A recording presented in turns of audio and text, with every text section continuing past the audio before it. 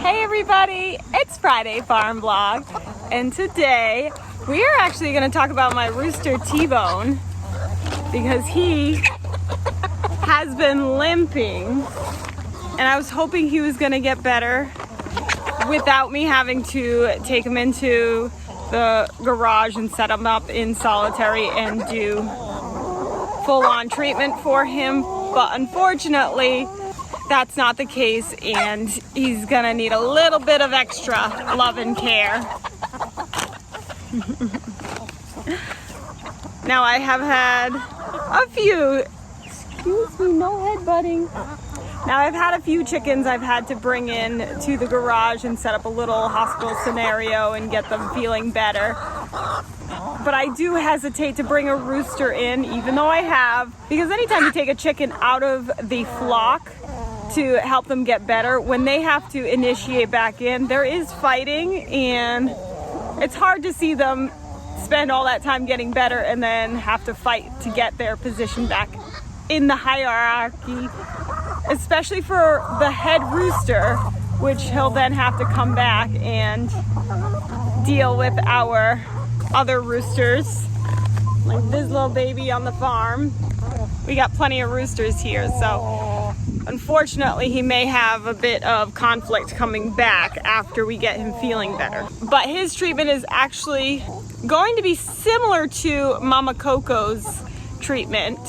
If you remember, a while back I made a video about Mama Coco, one of my hens. There she is, I was looking for you. So Mama Coco. So with Mama Coco, I'm going to show you a clip, just a quick recap of what was going on with her, and then talk to you about how she's doing now.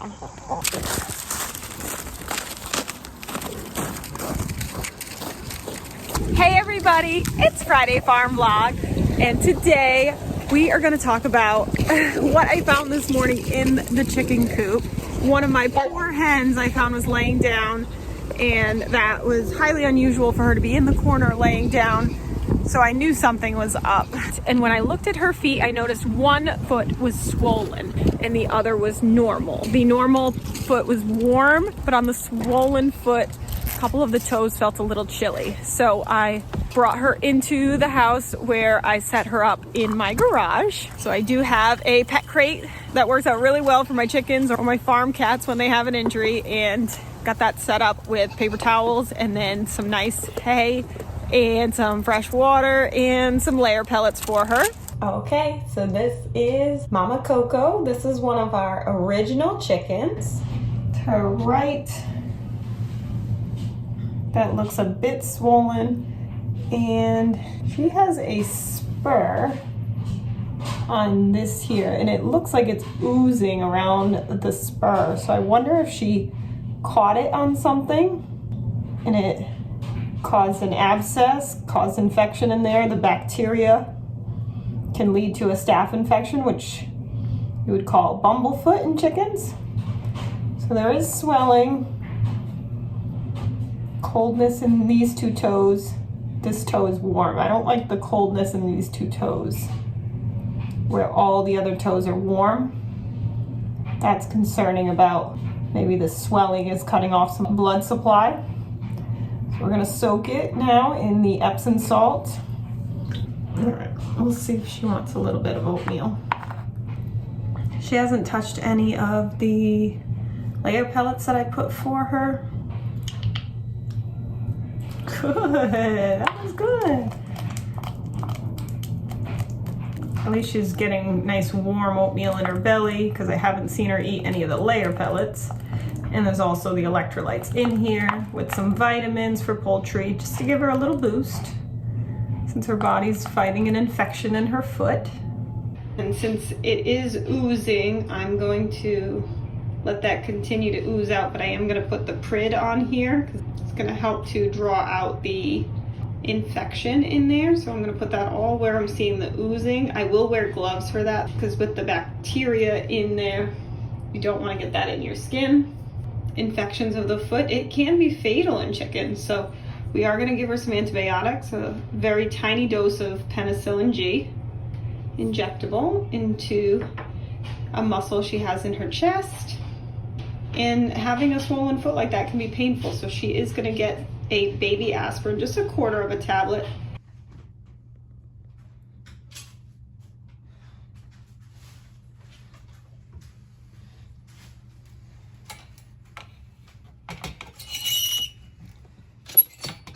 So I truly thought that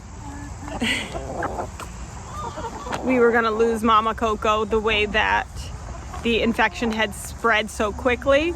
But thankfully, after 3 courses of different antibiotics, the blueness in her chest actually receded down through her chest, down her leg, and it was just the toes that continued to be blue and cold.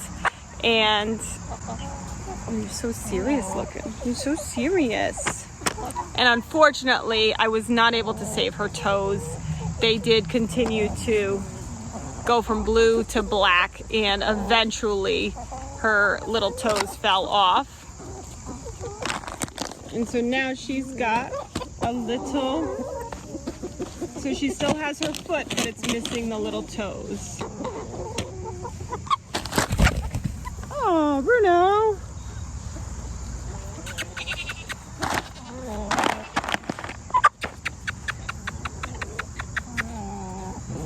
So she does use it.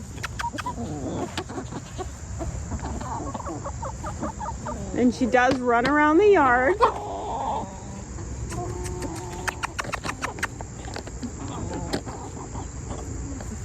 So we were treating her for a long time with the antibiotics, but also Epsom salt baths and using Prid, which is a drawing salve to help draw out infection.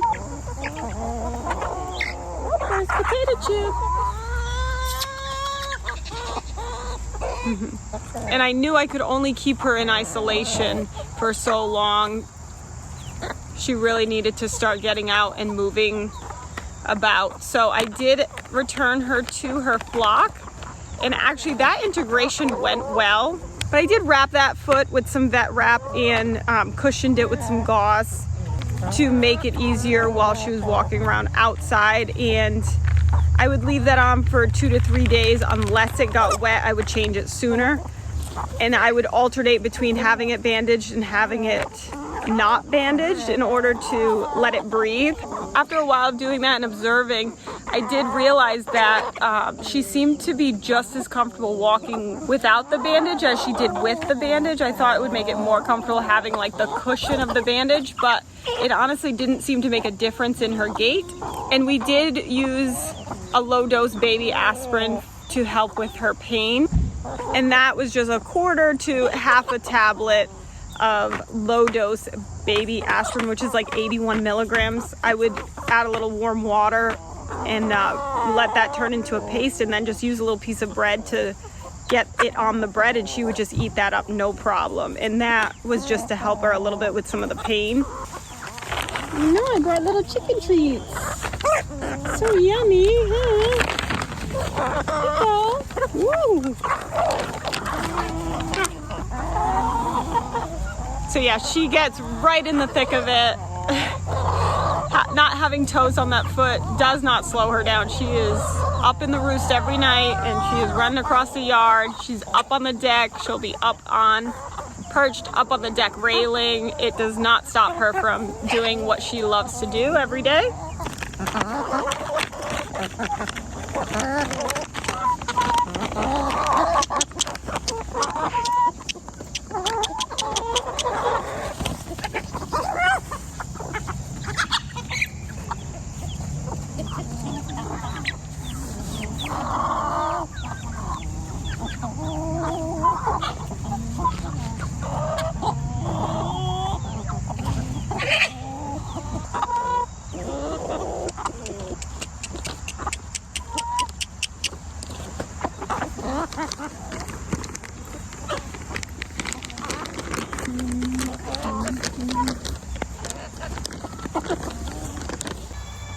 Beautiful girl, you grabbing some water? So that is Mama Coco. Hello, she's hanging out. All your friends are visiting.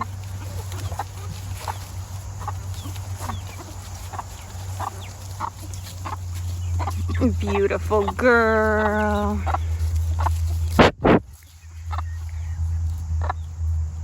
So pretty. All right, my dear, you want to show him? Here's Mama Coco. Say hello. All right, so yeah, she's lost her little toes. It's pretty impressive, ma'am. Pretty impressive. One big toe left, huh? Right, here you go. Go hang out.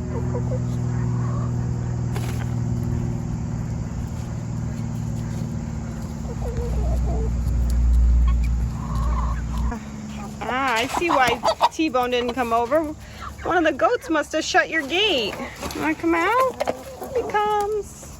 Sorry about that, buddy. Let's get you some snacks, okay?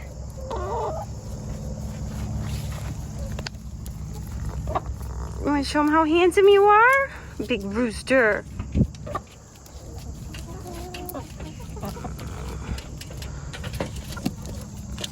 So it's actually his left that's bothering him.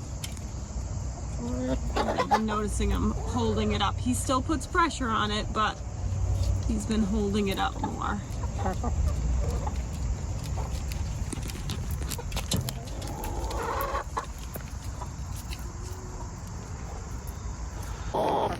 Chiggy!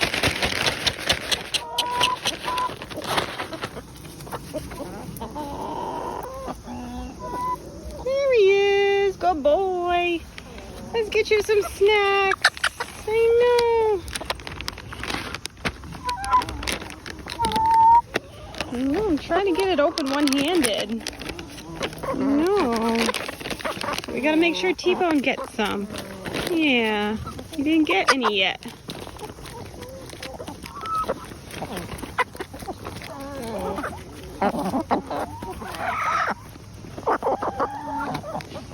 Gonna do a similar treatment with some Epsom salt baths and use some Prid and baby aspirin and see if we can get him feeling better.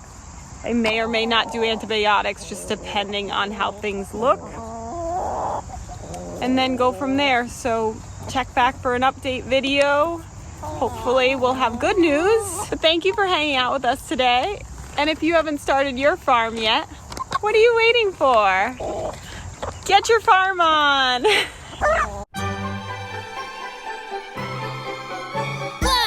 1, 2, 3, 4. Do you want a farm? A wicked awesome farm? Watch this channel to learn what to do. We love to farm and we'll show you. Yeah, welcome to our show.